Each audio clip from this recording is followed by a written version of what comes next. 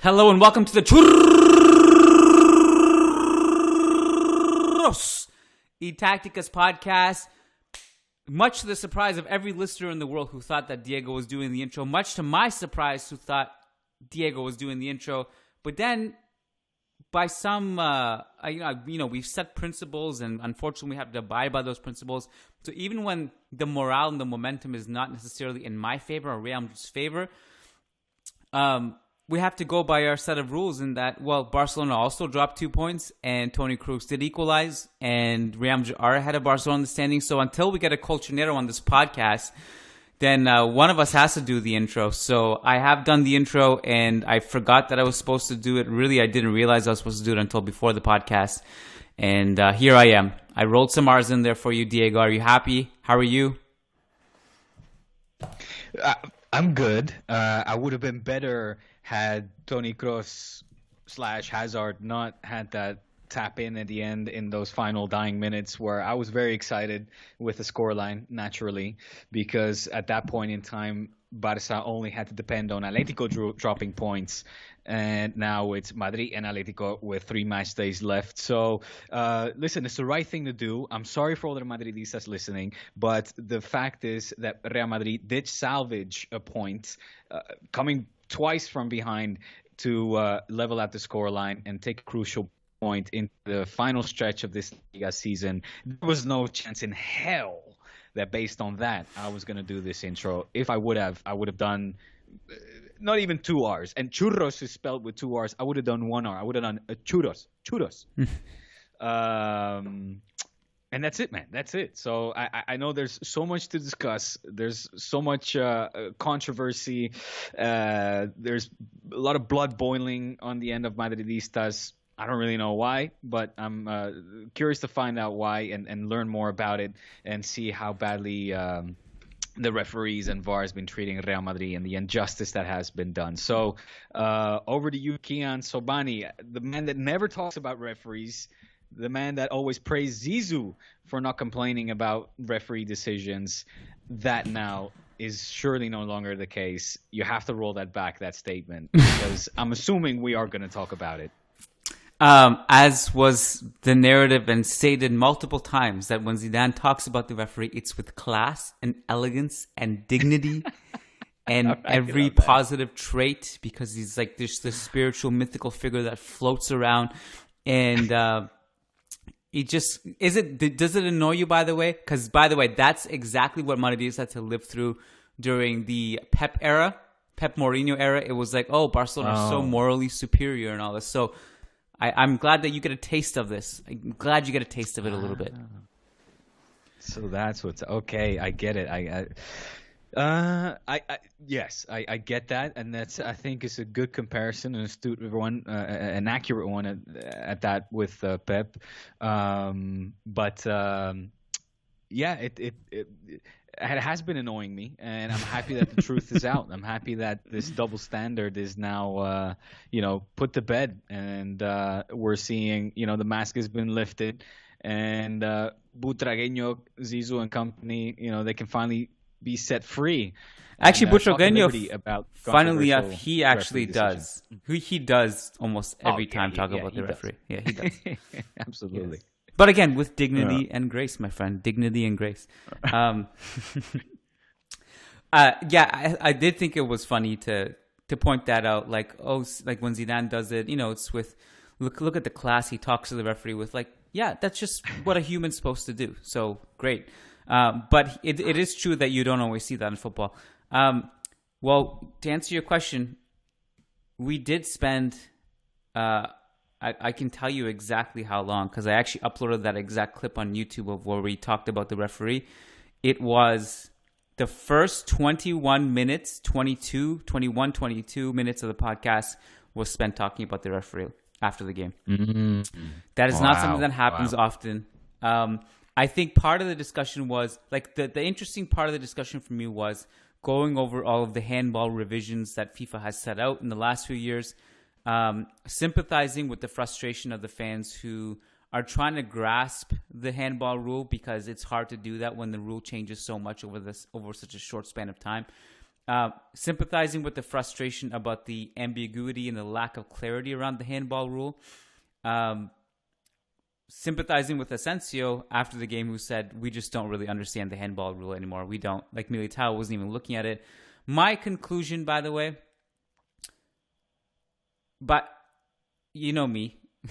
I say this every podcast. I hate talking about the referee. Sometimes the discussion, it's so obvious that you have to talk about it that you just can't escape it, and you do that. On Sunday, and this is after going over the rules multiple times, going over the replays multiple times, I don't believe in any conspiracy against Real Madrid. I never have. I do not believe in the Illuminati smoking a cigar, putting their feet up on the chair in the shadows and plotting against Real Madrid. I never did. Count me out of that discussion. I know that people will bring forward a big list of things that have gone against Real Madrid. Every La Liga team, every single team in La Liga can bring that same list to the table of decisions that have gone their way and against themselves. And I don't believe in that. But I do believe in referee incompetency. My assessment of that situation was that there was no penalty. There shouldn't have been a penalty on Militao. Mostly because the ball is, according to the rules, if the ball deflects off another part of your body before it hits your hand, then that's grounds to not call the handball. Look, I think that's a fair assessment. And whether it was or wasn't a handball, I guess that's the most difficult thing for anybody to decide or to have an opinion on, because I agree with what you said about Asensio and what we've heard. Koeman, Koeman was asked that in the press conference the day after, and he himself expressed his doubt, as well as the players' doubt, when something is considered a handball and when it's not, right? So I think there's a general consensus among teams, clubs, players, coaches that right now it's a mess, to put it lightly, right? There's this topic is very confusing, and there lacks certain amount of clarity. There's the FIFA rules that I saw you tweeted out. Then the Spanish Federation seems to have a slightly adapted or different interpretation of that. But even so, it comes down to personal interpretations, right, of the referee or the referees that are sitting in the booth and controlling the VAR. When it comes to how they interpret certain plays. So I understand that there is anger, frustration amongst Madridistas after this game, the importance of it, seeing how it's so close to the final stretch to decide La Liga, who's going to win the Spanish domestic league, making each decision count a little heavier. But that's not to say that obviously other teams have not been on the shit end of the stick in previous games or previous seasons, for that matter, of which I've been very vocal. Unlike you, Kiyan, I think the listeners know that, when I want to voice my opinion on the referees, I do so freely and on this podcast a menudo, frequently.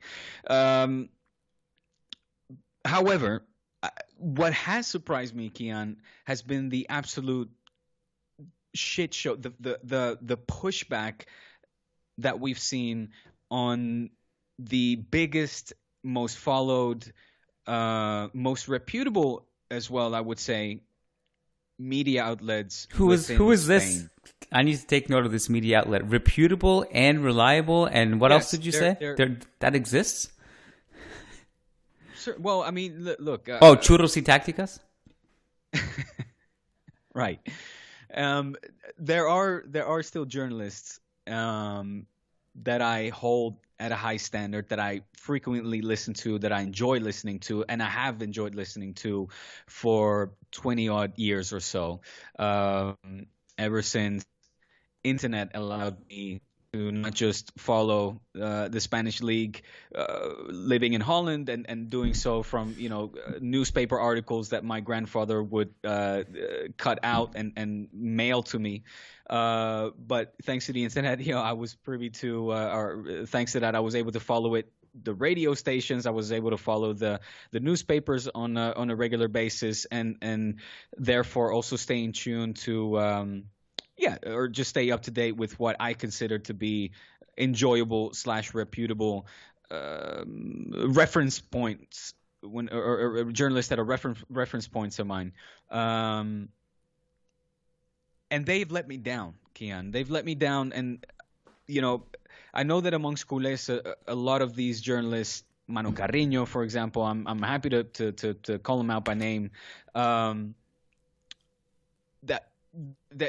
many culés, always friends of mine who are Barca fans, always told me, well, that journalist is a hardcore Madridista, and I was like, yeah, well, he might be, but at least he's impartial. He's able to stay neutral, and whenever he casts his opinions on Barca or Madrid, I feel that it comes from a professional standpoint as opposed to that of a fan. But even those have let their colors shine, or have taken off their ties and put on their Madrid shirts, and have been swept away with what can only be described as a complete and utter hooligan affair. I mean, it's and again, for the listener that is not in tune, maybe, or that doesn't live in Spain and is not in tune with the media, what the media puts out on a daily basis here in Spain, it's been an absolute just a I can only describe it as a hooligan fun fair. It's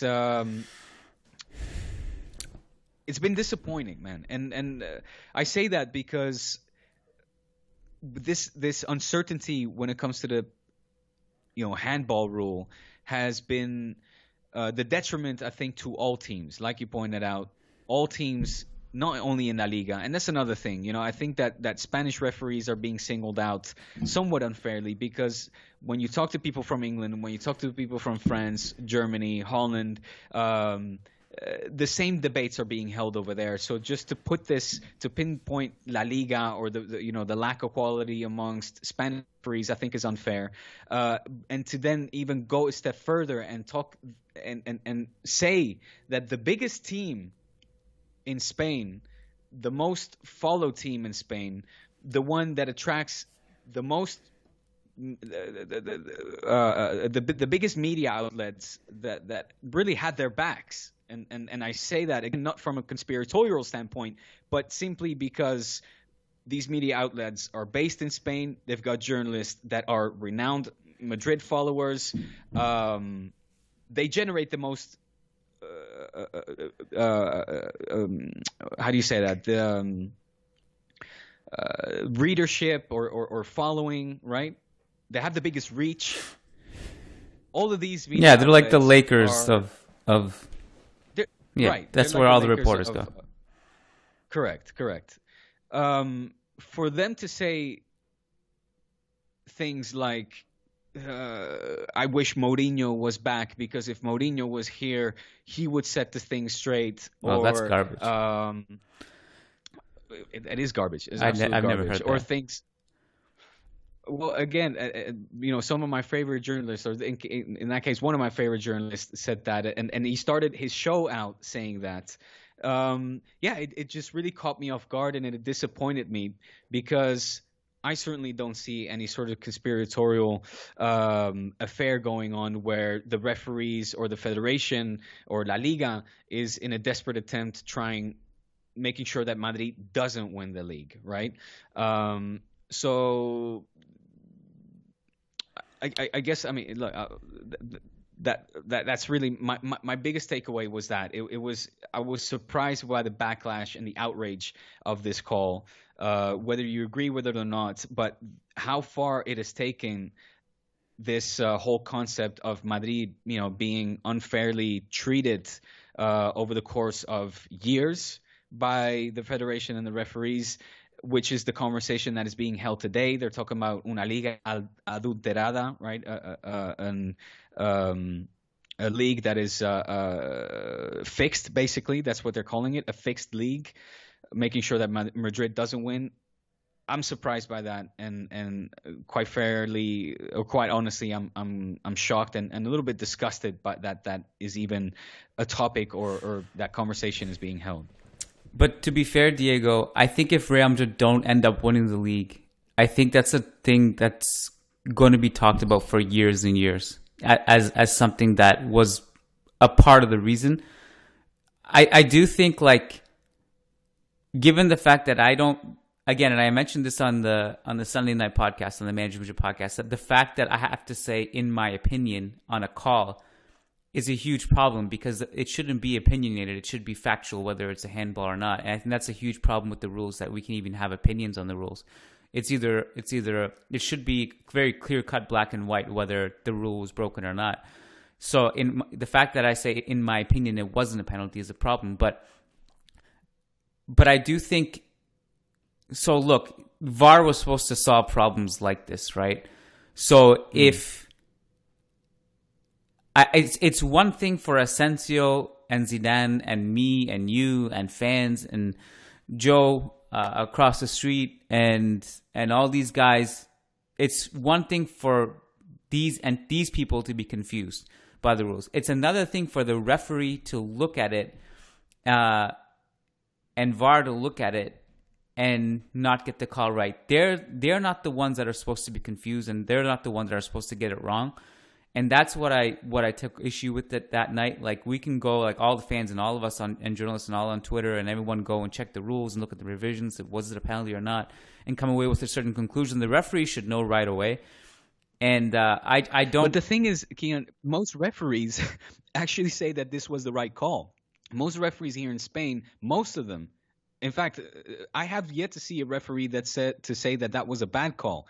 And this is coming reported in one of Marca's articles. All the referees say that was the right call. Even in the famous program Chiringuito that caused an absolute storm overnight with their program, because Josep Pedrol, supposedly a culé, talked about this league being fixed and manipulated so that Madrid will not win it. The referee two referees on their show said, but hold on a second, and they said it in mumbling, under their breath, because otherwise they get kicked off the show. That happened to another referee. Both of them said it was the right call, though. So why was it the right call? Because his hand was in a ridiculously unnatural position. In fact, they both also pointed out that it was first and foremost a foul from Militao for pushing, I believe it was Diego Carlos, right? And how he then spun in midair, basically, with his hands up in the air in a completely unnatural position. So whether it touched off his shoulder or not, then becomes secondary because his hands are so far in the air. So if all the referees kind of come to that conclusion and they will say that a call is correct or not, I will pretty much always defer and say that they're the expert and I'm not, and I will submit to that. I will also say I think we're in this strange time where this happens in the Premier League a lot. Admittedly, I don't really watch Spanish TV. I'm not the person to kind of know what is being said on Spanish TV, unless it's on Twitter, right? Or it gets circulated. Right, exactly. I know, like, I watch funny enough, I watch that in the Premier League a lot, where they'll bring on referees or like people from the referee or ex-referees to like bring their take on a certain topic, and they almost always side with the referee and will never counter what the referee says. And there are so many cases in those situations where the referee will just say like an incorrect thing just to agree with the referee and what the call was. So I am also just careful with that stuff and what I accept and what I don't, and based on who's saying and what the context is. But I will also say, I think the other thing that happened, and that's the biggest case, by the way, for Militao to have a handball against him, is that it's not even just so much the unnatural position, but because the thing with unnatural position is like the body can go in so many different ways in one play. Like his arm is not in an unnatural position 1 second, and then he has to turn around. The ball hits the back of his shoulder, and then it hits his arm. Maybe he's making his body bigger in that situation. But again, to counter what the referees say that agree with that, in literally the rule book, it says if the ball hits the hand first from a deflected position on the body, like a shoulder or head or another body part, then you don't have time to react in that situation, and therefore it's not a handball. So again, I'm just saying like what the rule is also. Yeah. But I think one of the things that happened, Diego, was that there are definitely a lot of people who initially said that was not a penalty, like right away. And then like different angles come out, different replays come out, different people voice their opinions, rule books come out. Then a lot of people who said that wasn't a penalty said, oh, that is a penalty. Okay. But since it's a penalty, here is a list of times this wasn't a penalty against Real Madrid. And I hate when that happens. I hate that like you start to compare it and start to bring conspiracies, because I feel like once you're in that mode, you're not in the right mind frame. You're just kind of based on pure emotion, kind of doubling down on a certain narrative. So at first, if it wasn't a penalty and now it's a penalty, now it has to be like, okay, let's go and dig out all the times in the past. That stuff really drives me nuts. I feel like we're incapable of looking at isolated incidents and just looking at them for what they are. Again, I kind of get why fans do that, and it's a frustration that they feel. But I don't know. I don't know how much more I can talk about this, to be honest. No, listen, and I get the fans' frustration as well. It's a frustration, obviously, that I share, that all football fans share, whichever team you follow, because there clearly does exist, you know, whether you want to call it double standards or simply confusion to the handball rule, and the way that the rule is implemented and the way that the referee judge each and every single play, it differs, right? Because I'm sure that we can find instances where this was called a handball, in other situations it was not considered a handball, and that level of inconsistency simply shouldn't be there.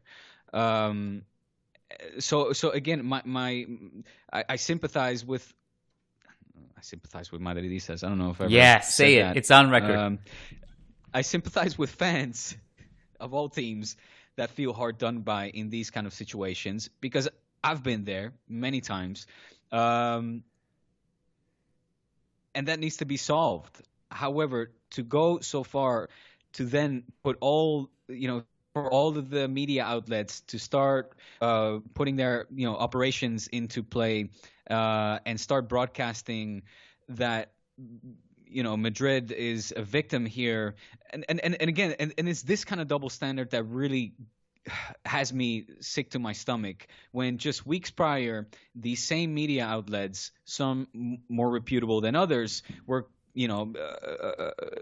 not insult. I mean, I wouldn't say insulting, but certainly making out Koeman and Barca fans to be out crybabies, llorones, to be the bad ones of the bad guy of the movie, and to stop complaining because complaining is only what losers do, and to then say, I want Mourinho back to be. I want Mourinho to be back at the club so that he can point out, the injustice and the travesty that's taking place here. And look at Zizou complain. He does it. He's so elegant when he does so. This, that, and the other. I mean, that is really what gets my stomach into a knot and twisted, and that's my blood boiling, Kiyan, because that's kind of the day-to-day stuff that Barca fans have to put up with. We don't have that power, or the media in Catalonia don't have that same power or following and backing to really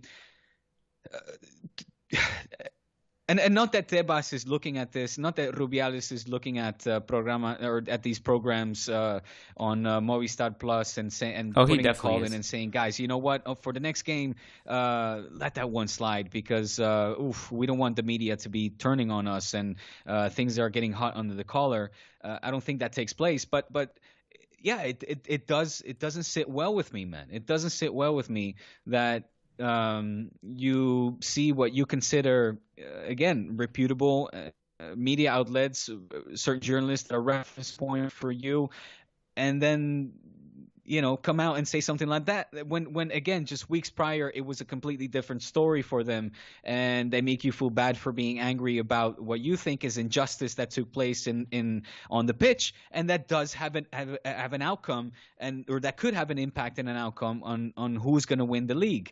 And to spin this back to what you were saying earlier, that if Madrid doesn't win the league, then this will be pointed out. Okay, but if Barca don't win the league, then I can also point out certain plays that hindered us from having more points and being up at the league standings, above Atletico or competing with Atletico and leaving Madrid behind us. These things do have an effect, and I pointed that out on the podcast as well. So whether it's nearing the end of the deadline, nearing the end of D-Day, when the league title is decided, or whether it happened 2 or 3 weeks ago, I mean, that really doesn't make a difference. I understand that the emotions run higher because, again, we're closer to the end, but the impact of it is still the same. I have some bad news for you, man. Unfortunately, maybe this will bring you some peace, because I know you're upset about this and the way a lot of people are, like the narratives that are being spun and the journalists you feel are selling their soul for this. This is just human nature, man. We just have to accept it. Right. Real Madrid fans think that their team is being screwed and Barcelona are getting all the benefits. Barcelona fans feel that way too, but vice versa. And those two are the most powerful teams in the country, so those are the ones we hear most about. And basically the rule is, PK came out and said something on Twitter. I don't know if you saw that. I think when Movistar posted a clip of Zidane and Kroos talking to the referees, and when PK does it, Real Madrid fans. It's good to talk. I will say there's one conspiracy I do believe in, and I think it's that Barcelona get favored the most, and all the Clásicos that basically you guys won, and all the run in UEFA against the Inter, the Chelsea stuff, that one, and I 100% back Luka Modric in talking his shit after the last Clásico to PK. So that's the one I do believe in. So if we can both agree on that, then we can move on. Listen, I'm gonna take that with a whole lot of sarcasm, and and let's move on. Did you know there was actual football this weekend? Don't know. It was hard to catch that, but football was played too, and Barca Atleti was set up a very, very interesting weekend. And to be quite honest, if you're neutral looking in, what happened in the Real Madrid Sevilla game made this even more interesting. So I just when Kroos / Hazard / own goal scored that goal, I think it was technically awarded to Hazard by La Liga. When that goal went in, it was hard to really find that much joy in it as a Madridista, because it was just so sinking, because we were still thinking about the referee. And also my mind was also going towards, this post-game podcast is going to be all about that. Now I hate this. I just want to talk about tactics. I was so pissed. And then that goal went in. But really, upon reflection, that goal is so important. It changes a lot of things. Oh, yeah. Yeah, and I didn't really see it at that time because I was so frustrated, but it actually does change a lot.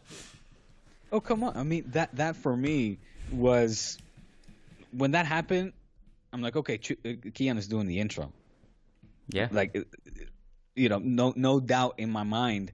And that's why I texted you before the pod. I'm going, by the way, clearly you're doing the intro. I hope you come prepared and packing your R's, because you should be jubilant. That goal, that accidental goal, allowed you to still depend on yourself. Well, no, I shouldn't say allowed you to basically not depend on yourself, just but allowed you to gives you a chance and be hopeful that Atletico still drop points, rather than having to depend on both Atletico and Barca, which now is the case for Barca. We have to depend on not just Atletico, but also Real Madrid dropping points. And I was very happy when it was 2-1 Sevilla in a game that I thought, I was really expecting Madrid to not to be in cruise, in cruise control here, in cruise mode, but was it Benzema that scored that opening goal that got disallowed for offside? I believe it Yes. was. Another conspiracy. We won't get into it. I got I did actually. I did. If you're talking about the two lines, the different lines being drawn, one the official one, and then another one that actually showed that Benzema was in line or basically not offside. If you're referring to that, yes, then you're referring to that. Okay. Well, he was offside officially, at least. But yeah, before the line was drawn and that was shown flagged for offside, I actually just I walked away. I was thinking, oh my God, here we go. I couldn't watch this. I couldn't watch it. And then when I glanced over at the TV and saw 0-0, I was like, wait, what?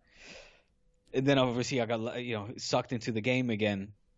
And was at the edge of my seat for the entire time. It turned out to be very entertaining and a highly competitive match where I actually felt, I mean, look, a lot of people say that Real Madrid deserved the win, that they were the better team. I thought in the first half, Sevilla were sticking it to you guys, and I felt that the draw really at the end of the day was a fair score. I did see Real Madrid react in the second half. I did see Madrid come out, obviously, and with more determination to score. For me, what was evident was that Madrid, simply don't have that player. Although it is Benzema from time to time, but that player that really can create something out of nothing by himself. And the reason I say that is because Barca, for us, it was the same thing when we faced Atletico. The only difference is that we have Leo Messi, and Leo Messi, if again my memory doesn't fail me, in the first half had an absolute, one of those runs where he just annihilates Atletico's defense and midfield and cuts through it like a hot knife through butter, where he ends up, alone in front of Oblak, and the Pichichi, the top goal scorer for season after season after season in La Liga, then was confronted with the Zamora, the top goalkeeper of La Liga, season after season, and he got the better of Messi on that play and prevented what would have been, for me, one of the goals of the season. Madrid doesn't have that, and it was harder for Madrid, I think, to get clear chances on goal, but that's nothing new. We've been seeing that for this entire season and previous seasons, ever since Cristiano left, right? So that for me was kind of the difference between Madrid and Barca. But again, to just not to be constantly overlapping, I think the Real Madrid Sevilla game, for me, Sevilla was the better team in the first half, and Real Madrid came out more determined in the second half. However, looking at it from a bird's eye view, I think a draw was the fair result. Wow, that's interesting. I at no point did I feel like Sevilla were quote unquote sticking it to us or were the better team. I mean, I don't think this was a Zidane masterclass or Real Madrid masterclass, but I think it was pretty clear that we were the better team. I do think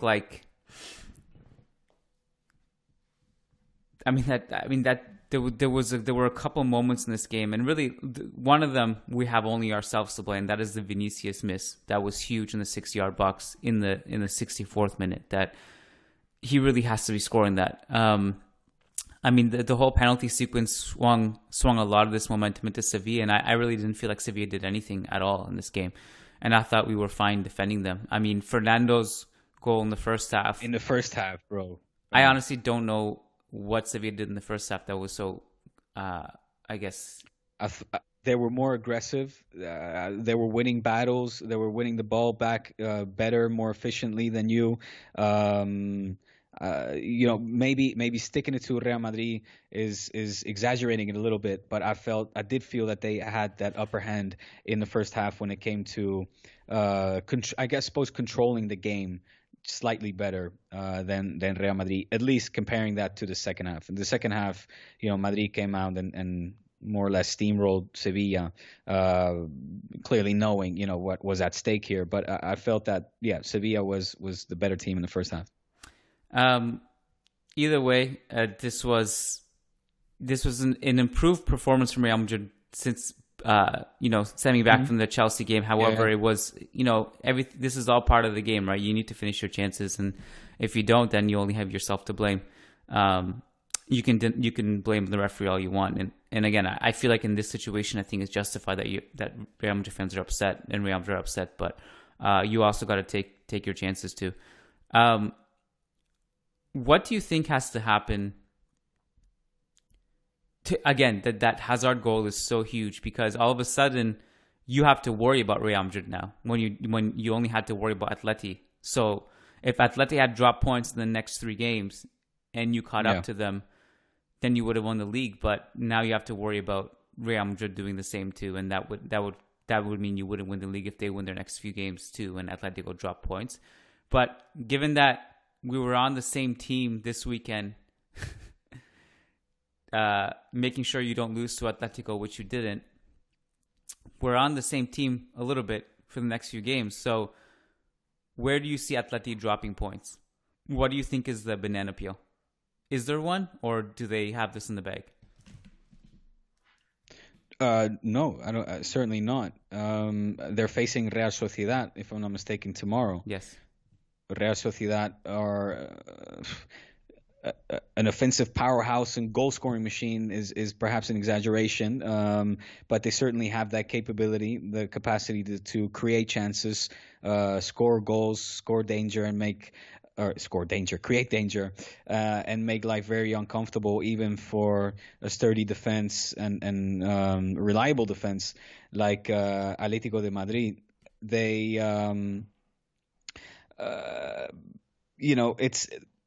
they have the Europa League position more or less on lock. Betis, of course, winning their match against Granada allowed them to still maintain that position, or actually knock over, I should say, Villarreal out of the 7th spot and be within 2 points reach of Real Sociedad. So there is still, there's a 4-point gap between Villarreal and Real Sociedad. I'm pointing that out because Real Sociedad, I would imagine, is going to come out for the win and try to win, or at least try to get a point out of this match, as hard as that will be. But that has to be considered a banana peel, man. It's one of La Liga big teams. They're in 5th. And like I said, a team that is offensively a dangerous and above all creative team, I would say. I think Imanol Alguacil, if anything that he has showed in his time there, is he showed us that he's got maybe not one player that stands out above the rest, but as a whole, as a conjunta, as a unit, anybody can score, and they can do so from a wide variety of positions as well, with William Jose, Iñaki, all those guys, Portu, Oyarzabal, etc., etc. They've got world-class players, great players that can make life very, very, very, very difficult for Atletico. So that's the only one I can see this potentially happening. I mean, there are a few others who believe that maybe against Osasuna and Valladolid something could happen there. I personally just don't see it because for a variety of reasons, but mostly because, Osasuna, I would say, pretty much forget about it. Valladolid is a little bit interesting because that's the last match day, and they might be fighting for staying alive. But which, by the way, Eibar too against you guys on the last match day. I know. And Villarreal, who we play against, will be trying to get into the Europa League zone because Betis overtook them because Villarreal lost 4-2 and Betis won with a crazy goal at the end of the game against Granada. But Villarreal lost to Celta, who you guys play, who we also face it, are in form. I don't know if they'll have anything to play for, but they're in form. They're in form, and they're historically a team that at least when we play in Balaidos are always competitive. Luckily, I think we're playing Celta in the Camp Nou, so the numbers are in our favor there. Celta, I'm a little bit less worried about, believe it or not, even though I've learned my lesson, of course, from last year when, what was it, in the dying minutes, what's his face? Thingy scored a goal from a free kick. What's his name? Yeah, Aspas. Okay. It sounds like his name is hard to forget, but okay. Well, sorry, Kiyan. I forgot that you never go blank. No, never. And you always spit out that knowledge on the top of your dome. But I'm more worried about Levante, believe it or not. Levante, for me, for Barça, is, if not bigger than Eibar, as big as Eibar of a banana peel. And that's just based on, what I know from Paco Lopez, what I know as in what I've experienced in previous seasons, from jinxing you almost, right? From last time, a couple months ago, when you talked about it being pretty much a cakewalk when you had to face Real Madrid and they went on to beat you guys. And the same has happened to us. In the past four seasons, Levante has beaten Barça 3 times. And, some of those losses are still very fresh in the memory. Paco Lopez, I think, has been doing an excellent coach, allowing this team to punch above its weight, remaining in the Spanish top flight for season after season, despite the scrutiny that he has been getting from fans and directors, club directors alike. He, there was a 5-4. There were several very impactful losses. So Barça are warned, and we have to take this game tonight very serious. Otherwise, this could be, another Granada or another Levante, because again, this is something that we've seen happen in previous seasons or in the first half of the league. That game is happening in about 2.5 hours from now. And I was going to ask you about it. It is, in years past, it has been a banana peel. Again, I do wonder how much they'll we know that they don't have much to play for at this stage of the season, but it will be interesting to see what happens there. So I'm just fascinated by all this. It's incredible to me that we have a 3-way title race. It's just so exciting to me. Yeah. Super, super awesome. This is great. What I like as well is that the games are going to start being played at the same time as of Sunday, not this right? match day, but this weekend. Yeah, I always like that because it can create for those super interesting scenarios like we saw in the Premier League a few seasons ago where, it was United and City who were fighting for the league title, and just when United thought they had it and they were already celebrating the league on the pitch, Aguero goes and scores that ridiculous goal to snatch the title away from United and instead, bring it to I was going to say bring it to Manchester, but they were both from Manchester, so bring it over to the to Manchester City fans. So we'll see.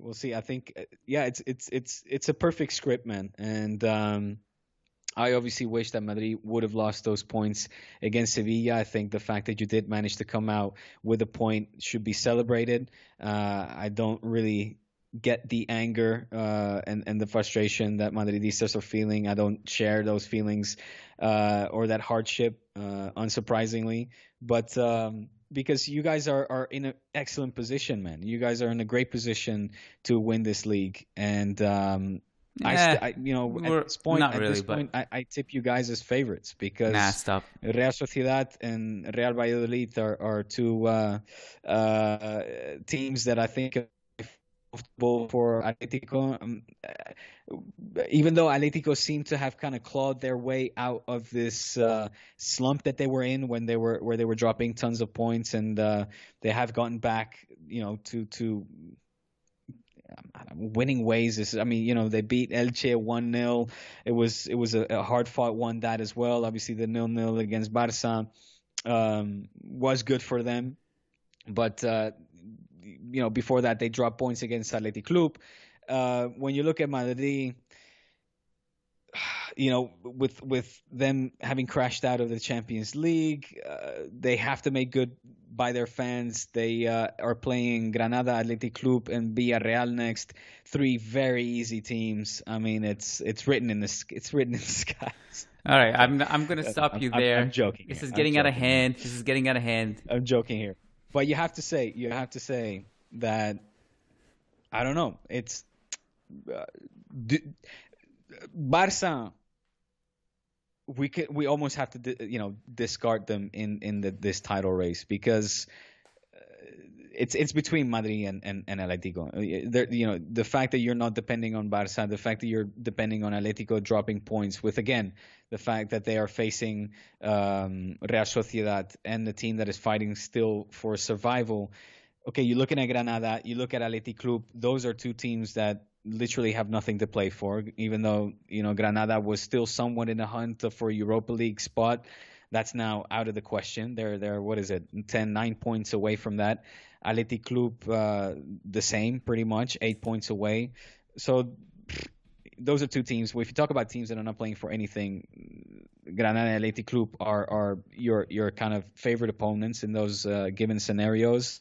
And then Villarreal is playing for Europa League. However, and I mentioned this on a previous pod, they're playing the final just a couple of days later. So I expect them to come out with the reserve team, with the Villarreal B team. So yes, I do believe that Madrid right now, the schedule favors them, and they're in the driver's seat to pick up their back-to-back league trophy. It is an interesting dilemma that Villarreal will go through, in that if those are 2 very difficult teams, 2 difficult games. If they beat Manchester United, obviously they will qualify for the Europa League next season, so they don't necessarily have to beat Real Madrid. Having said that, relying on beating a team like Manchester United, who's having such a good season, is incredibly risky too. So it'll be interesting, though. It's a good point that you bring up. I think, and not just that, they could win a title, like a Europa League title. It's historic for them. I mean, it's true. It might be the last time they were in a position that was similar. Their team, they had Diego Forlan, Riquelme on their team, and that was in the Champions League semi-final against Arsenal with Henry and Pires, etc.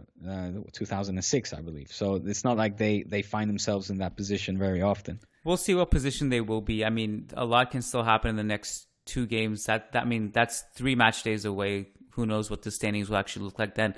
I also think it's not out of the question for me that Real Madrid drop points in these next 3 games, and it wouldn't even matter what Athletic Barca do, to be quite honest.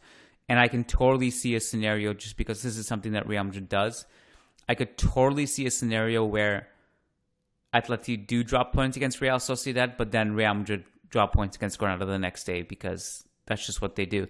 The other thing is that they're just so decimated at this point with injuries that it's just getting worse and worse. Marcelo Odriozola now not training with the team. Mendy missing the rest of the season. We have a couple Castilla players who can be promoted and play, but they also, starting Sunday, which is when we play Athletic, they have the Castilla playoffs, which is about as important as it gets, and we need to get Castilla to Segunda, so that's just not going to be helpful either. We can't rule that out too. Mm-hmm. Yeah. I don't think we have much time to talk about it now, but there are a couple of talking points, just I think, with Barca and Spain. Laporte being able to, or he was always able to, but it was just a matter of who calls him up first, and luckily Deschamps didn't. Aymeric Laporte choosing Spain is huge news for Spain. Did you see that before we started recording? Yeah, of course.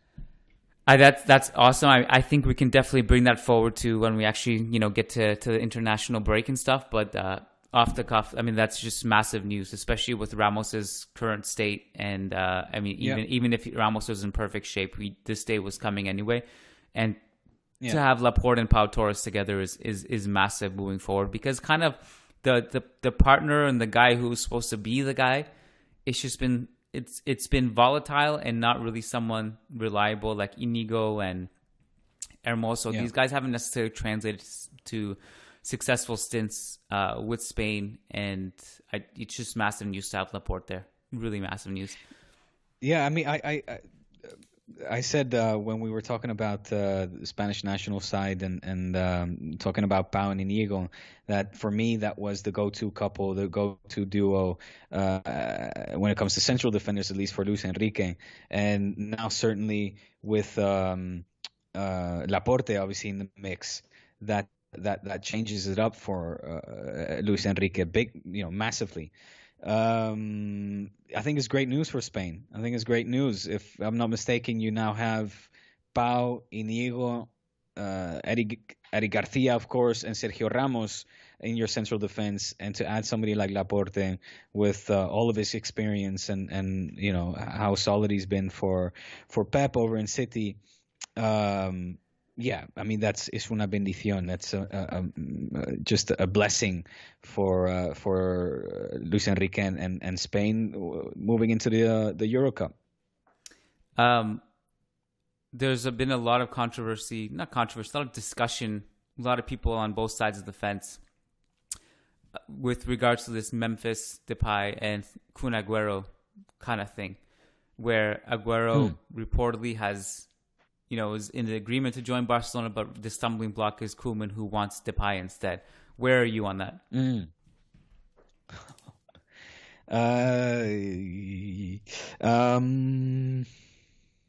Oh, this is the free episode, right? That's a good question. Say much, can you?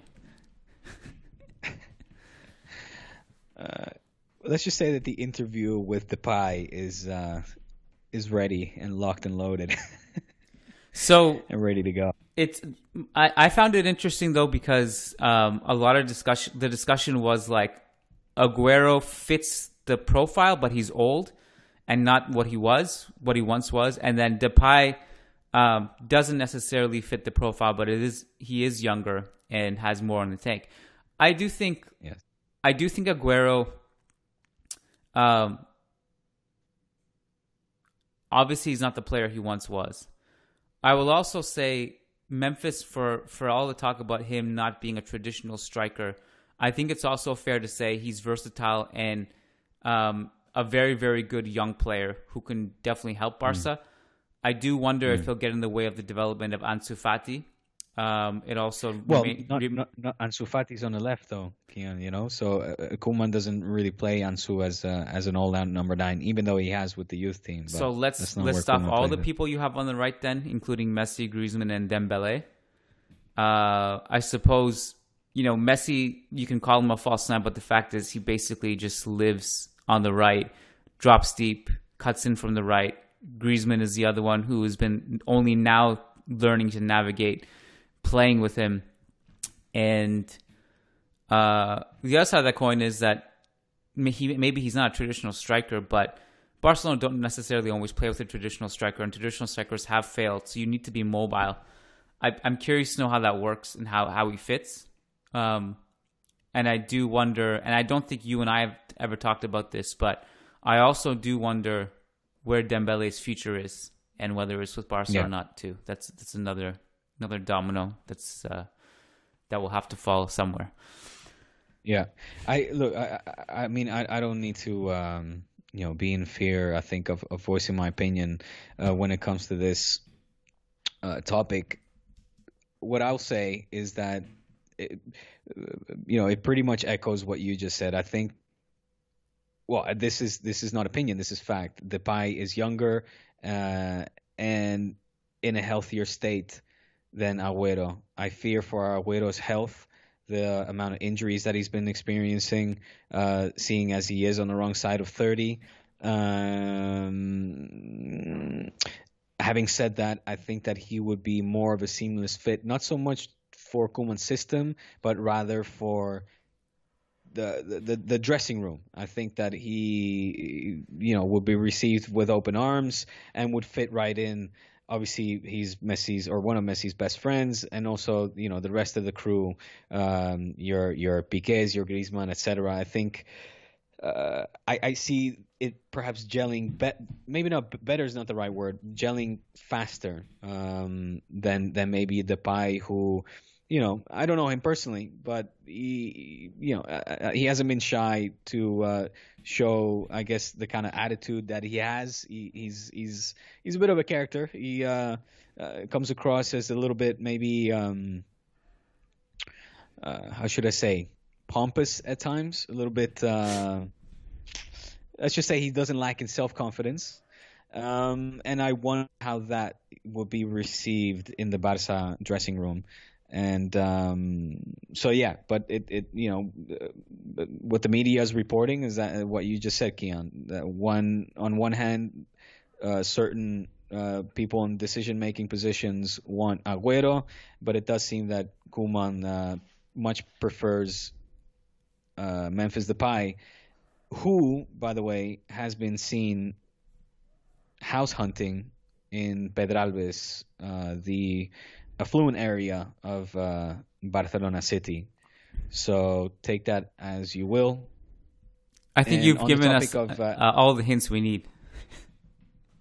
Taken on the topic of hints and the topic of house hunting, a couple days ago, Pep Guardiola bought a house also in Pedralbes, that very beautiful neighborhood, for 10 million euros.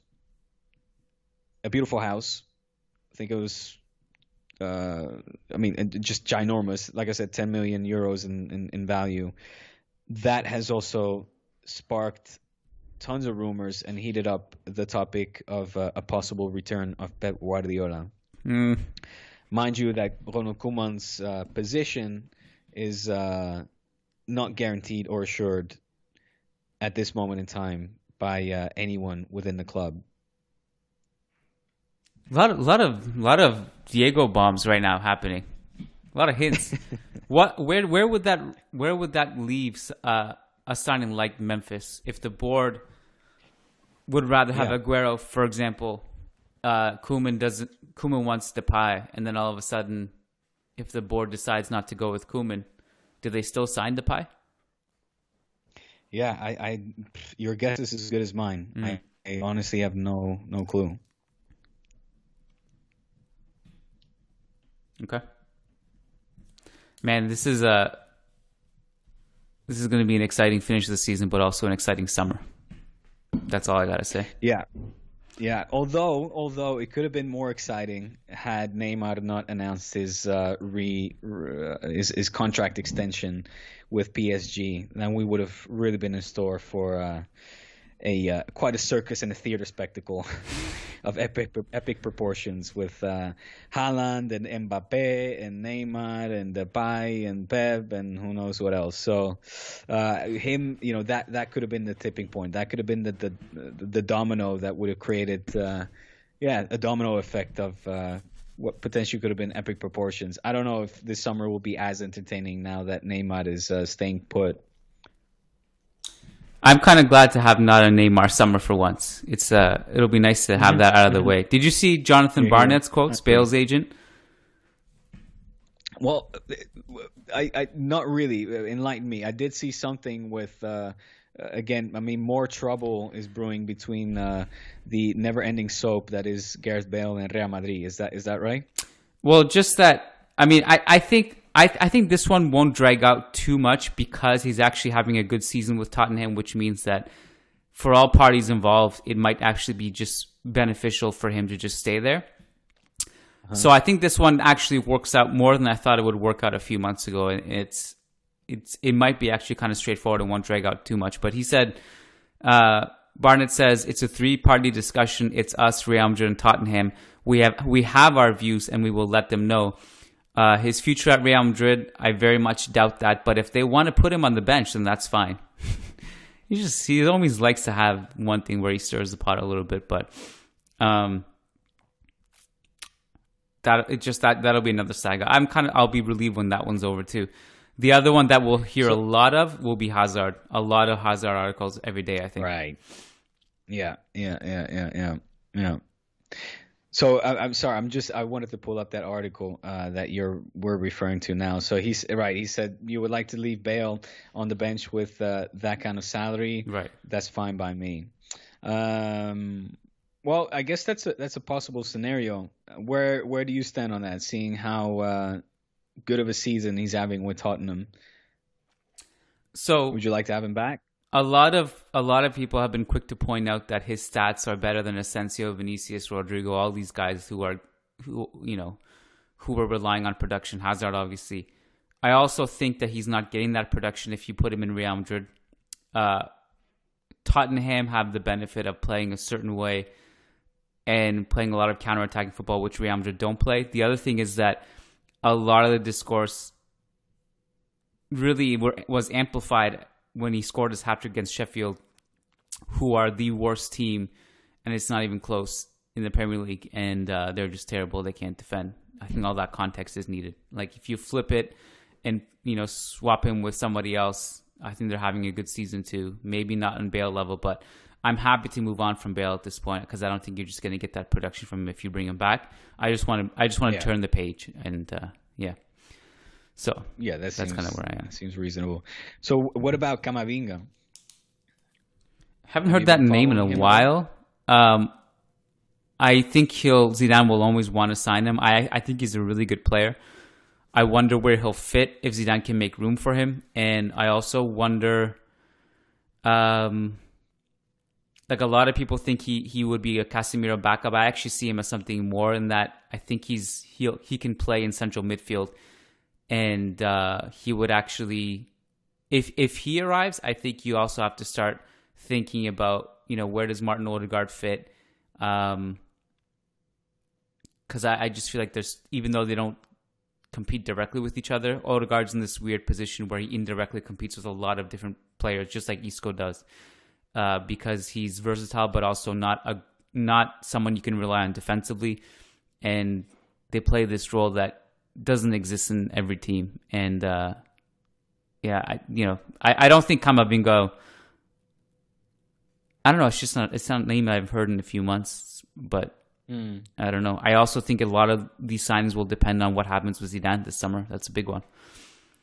That's another one, right? I mean, his continuity is certainly not assured, especially not, I guess, if Madrid don't end up winning the league.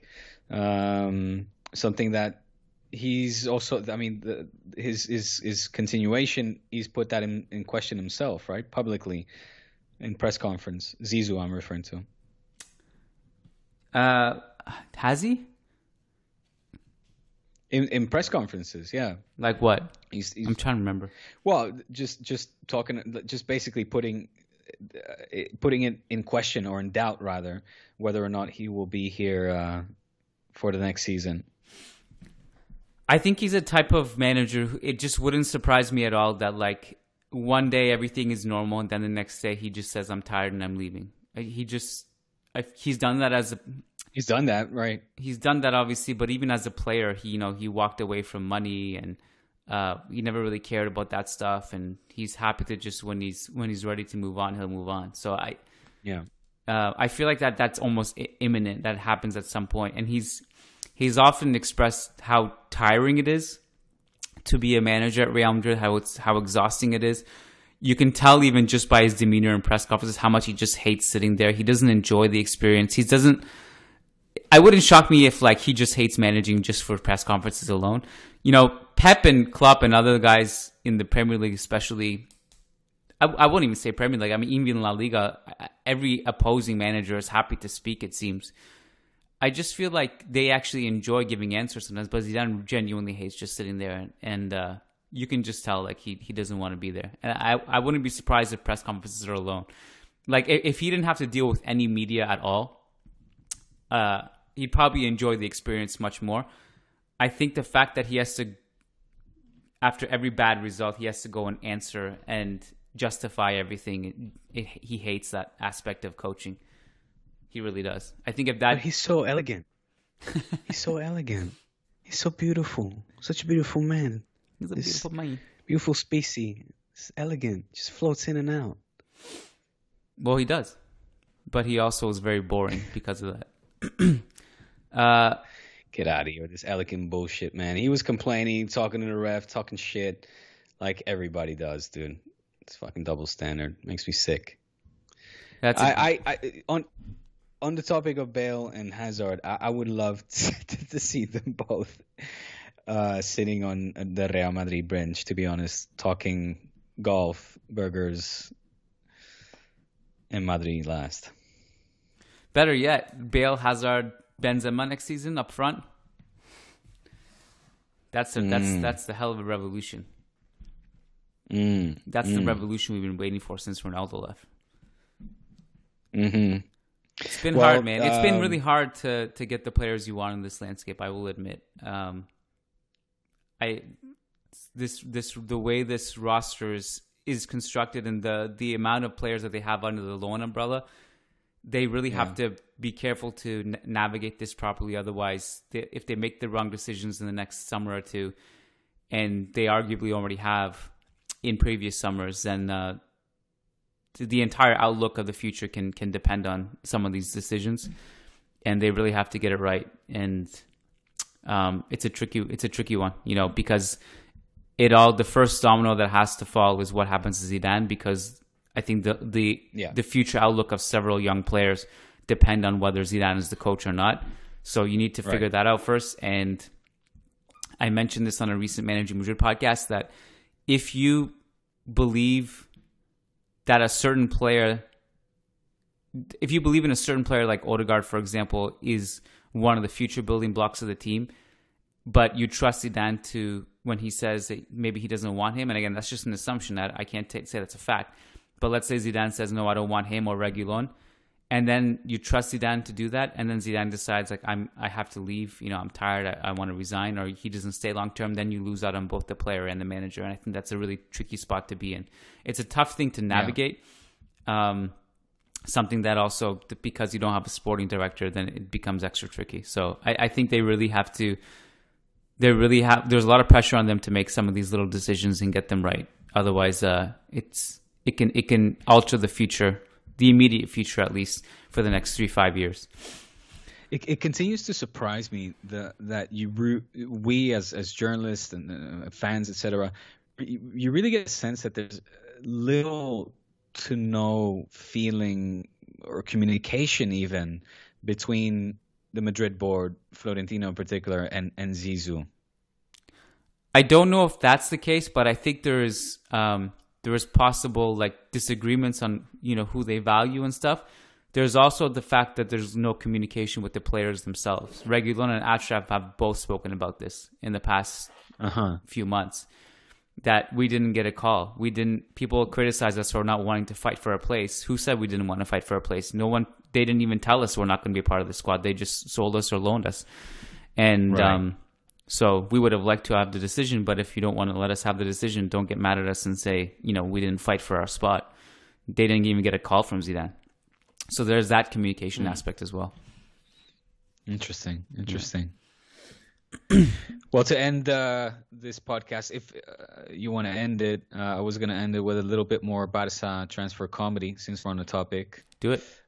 Because currently in the Barcelona-based newspapers is being reported that maybe in the summer, Barca will try to go for another swap deal with our friends over in Italy, Juventus, and see if we can this time swap Miralem Pjanic for Rodrigo.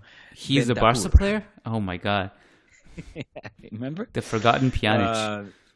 So it seems that there's, again, talks, or at least this is what's being reported in newspapers, of another swap deal, and again involving Miralem, returning to his old club, Juventus, and this time for Rodrigo Bentancur, the young Juventus midfielder. Pjanic was just saying, why don't we have some fun and see if we can swap Artur? Just do that swap C deal again. Pjanic was just such a bad fit. I mean, he doesn't have the mobility of any of Barca's young central midfielders. He doesn't have the kind of the bounce, the precision, the defensive awareness of Busquets. He just was not a good fit. He doesn't have the versatility ball carrying ability of De Jong. He just doesn't fit at all in Barca's blueprint, and it was obviously, we know it was done for financial reasons, and that's it. But I think that's harsh, dude. I think you got to give a player like that with his track record a little bit more continuity and opportunity to prove himself on the pitch. And I was more hopeful that we could see something interesting, and at least as a backup. The point is, he wasn't a signing based on sporting decision. Like, it wasn't well thought out. Yeah. But still, I mean, there's. For all the complaining that Koeman does about tired legs, fatigue, too many games, et cetera, then why don't you use players like Pjanic, like Riqui Puig, who you have on your bench, sitting on your bench, costing millions, and wasting away their fruitful years playing this sport. I mean, I just don't get that, and I'll continue to be quite critical of Koeman in that regards. I think it's interesting to know, like, one of the reasons I'd be worried as a Real Madrid fan among many that if Pep Guardiola came back to Barca, apart from the fact that he's a great coach, is that he would make better signings, I think. Like, I don't think he would tolerate... Chigrinsky. Can't get them all, man. I should say. Can't get them all. You of all people to make that joke. I think, like... I know. Like, I don't... Do you think he would have signed Griezmann? Oof, I feel like he would have looked at that and be like, okay, let me see. Does he fit tactically? Maybe not. Maybe yes. Yeah. I don't think he would have, no. So, yeah. Anyways, let's wrap it up here. All right. And we'll be back. Are we going to be back Friday? Friday is going to be a banger, we'll dude. Be back. Sorry? Friday is going to be a banger. A banger. Yeah, absolutely. Yeah. So if you want access to the Friday show, patreon.com/Churros y Tácticas. A lot of the Friday shows we do, are great, and they do reflect on the midweek games if there are any, and if not, we answer questions, and then we still have an amazing time. But this week in particular is all of Real, Barca, Atleti play between now and Thursday. So today, Barca, tomorrow, Atleti, and on Thursday, Real Madrid. And Friday, we'll have a spicy intro, I think. We'll see. Indeed. And the Friday show is it's got that little extra oomph. It's got a few extra R's.